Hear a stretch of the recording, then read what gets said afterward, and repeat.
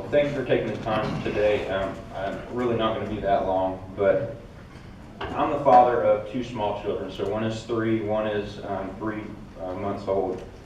And to me, it didn't take long to do much research on glyphosate. The World Health Organization in 2015 declared that it is probably carcinogenic to humans. In 2018, just last August, a jury awarded a terminally ill man $289 million. $289 million because the jury determined that it was likely the cause of his cancer. He was a groundskeeper. In fact, in that trial, court documents came out that the company that created it had known for decades that it was a cause of cancer.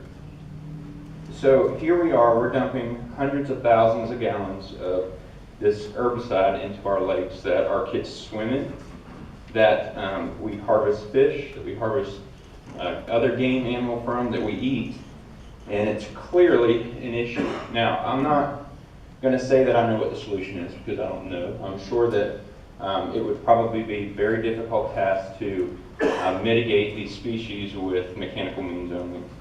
But I do know that if we don't watch the things that we're putting into our waterways, they will come back to bite us.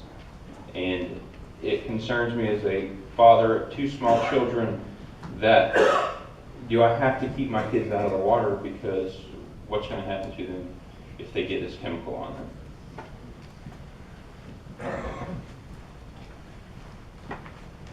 So that's really all I have. Thank you for taking the time. I don't know what the solution is, but I hope it doesn't involve at least spraying this chemical. Thank you, Mr. Chief. My name's Alex, and I'm from Copel, Florida. I'm with the Florida Fly Rod Club, and I'm speaking to Lake Winder to 528. I fish that constantly, and for many years now, and I can only speak to what I see. And when they come in and they start the spray program, the effects are mainly with the shoregrass and with the lily pads. And they're going in and they're spraying Cox Cove and Bartlett Cove, and they're killing off the lily pads, and everything's just sinking to the bottom, and you've got a mess of muck. But more importantly, when you get into the river system itself, they're going and they're spraying the lily pads because that's where all your aquatics get trapped amongst lily pads. They're killing the lily pads when they spray that stuff. They break loose. All that muck, all that dirt that's trapped in that eddy gets broken loose, and all the shoreline grass gets killed when they spray up against the shoreline, and that gets broken loose, and the shorelines on the river are breaking down. And we're going to land up, it's getting shallower and shallower every year, and it's getting to the point now that even when the water levels are good, we're having issues with boats bottoming out. And eventually it's going to cause a heck of a problem. I don't know what the answer is to the aquatic problem with your invasive species, but I do know that there's certain places where spraying is not a good thing because it affects everything else. And wherever there's lily pads and wherever there's grass shoreline, they need to stay away from that because you're going to land up, there won't be a river system. You're just going to have one large muck pile from here to Jacksonville. That's it. Thank you, Alex. Next up is Hanley Rennie, and after that, Doug Cheney and Gary Jennings. My name is Hanley Rennie, and my address is 251 Grady Polk Road, Winter Haven, Florida, 33880. For as long as I can remember, I've called the Kissimmee chain of lakes home.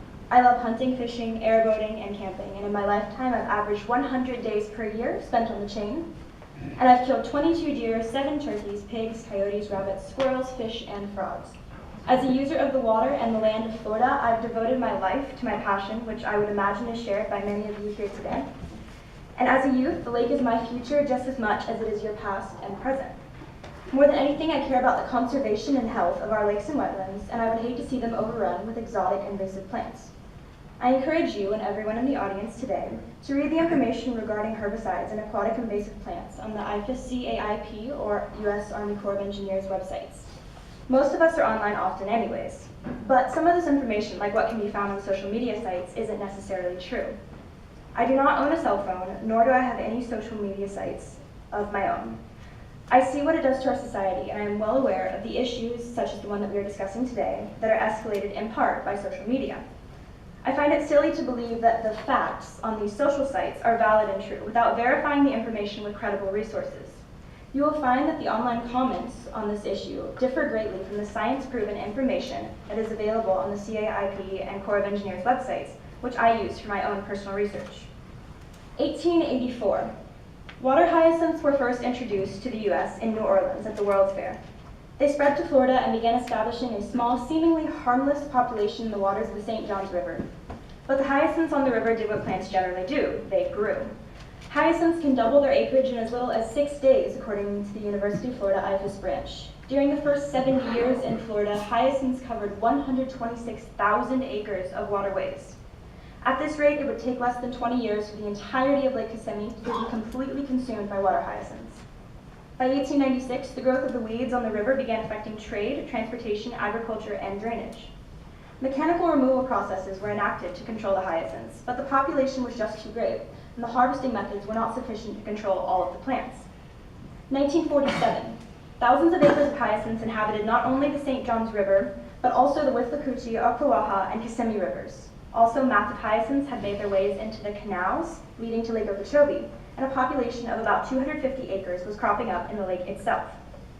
That was when the herbicide 2,4-D was first used on hyacinths, and it is still being used today. In over 70 years, 2,4-D has been studied and relabeled many times. If there was any major hazard presented, shouldn't it have been found already? Or are we questioning 70 years of educated, reputable scientists? Spring 1971, the Army Corps of Engineers agreed to restrict all hyacinth spraying operations along the edge of the St. Johns River, per request by the officials of Putnam County. By early 1973, the number of hyacinths that had grown were impeding traffic on the river, reducing the amount of dissolved oxygen in the water, and blocking public piers and boat ramps. Thus, Operation Clean Sweep was enacted, a 60-day program to remove the masses of hyacinths. In total, 3,026 acres of hyacinths were sprayed. This amount had grown in less than 2 years. We are facing the potential for the same to occur now with the pause in herbicide usage. I'm not aiming to disparage any other methods of aquatic weed treatment, though. Mechanical removal and biocontrols are both beneficial as well, and they should be used as much as possible, as they do help greatly. But there is a time and a place for both. When dealing with large quantities of invasives, using herbicides is the most efficient option. Thank you. Thank you, Ms. Rennie. Mr. Cheney.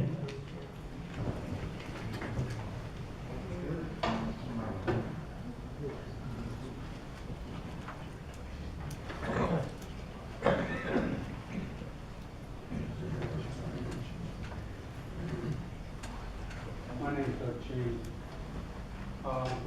My area is basically the headwaters of the St. Johns River, Lake Winder to Lake Poinsett. And my main concern is the blatant spraying when spraying is not needed. Blanket spray. Well, in 30 years of working with NASA, I learned one thing. If you're going to bring up a problem, bring a solution. The problem is contractors are paid by the gallon to spray. No spray, no pay. Managerial oversight is limited to non-existent. If you want to see what their work is doing, you ride around 3 to 5 days after they've done spraying and just look where everything's dead. Solution?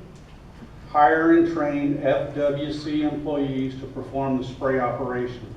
This instantly eliminates the spray for pay mentality. This will provide direct oversight by a FWC biologist and allow reallocation of manpower to other tasks when possible.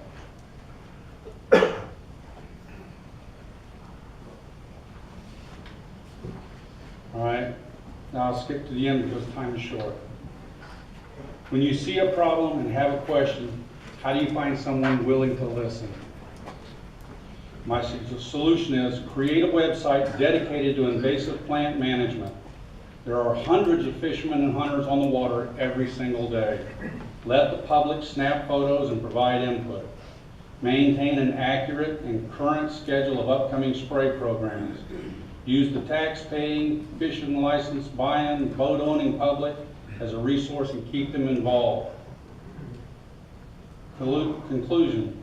concept of look first and only spray if needed and only kill your target species will require serious change in philosophy and management. Hire and train FWC personnel who care about the habitat and resource. Do not leave it up to the contractor. The contractor, they will continue to spray until the tank's empty and bill as much as possible. A pre-spray inspection followed by a minimal application by FWC personnel is the best answer to the problem.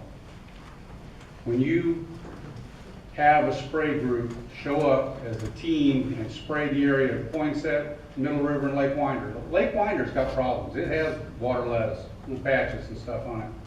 But when they go, Middle River's 4 miles long. They go down the river and just spray an arc up into the bank. I mean, they're hitting the tops of willow trees, and they just basically blank spray the whole bank. Turn around and blank spray the whole bank. Come back 3 days later, and there's 4 miles of river that's dead. I mean, double D dead. And there was nothing there. There was no water lettuce. There was no hyacinth. Damn stuff don't grow in trees. And they're just arc spraying as hard as they can spray and as fast as they can go. They're dumping that tank because they're getting paid by the gallon. And that's the concern I have. They have no oversight. They flat don't care. They're not trained. They're paid to spray. If you use trained FWC personnel who are controlled by their managers, you have people that are concerned about the environment, they're trained in habitat, and they will only spray what's needed to be sprayed. There's no pay incentive for them to waste it. Thank you very much. Thank you, Mr. Channing. We have your written comments, which we appreciate as well. Thank Next up is Gary Jennings, followed by Jeff Haig and Jack Hart. My name is Gary Jennings. I'm with the American Sport Fishing Association, and we'd like to thank FWC for hitting the pause button to allow for public comment regarding aquatic plant management. We understand the need for spraying to keep Florida's waterways open, but want to make sure that it impacts the environment and associated habitat as little as possible. Currently, freshwater fishing in Florida has a $1.7 billion economic impact and helps support over 14,000 jobs. Anglers in the state provide about $53 million annually for fisheries conservation efforts. We are known as the fishing capital of the world, and we want to make sure it stays that way. Our goal of clean waters, abundant fisheries, and access to both is in sync with FWC's goals.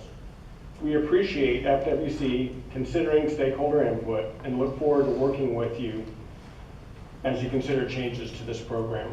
Thank you for your efforts.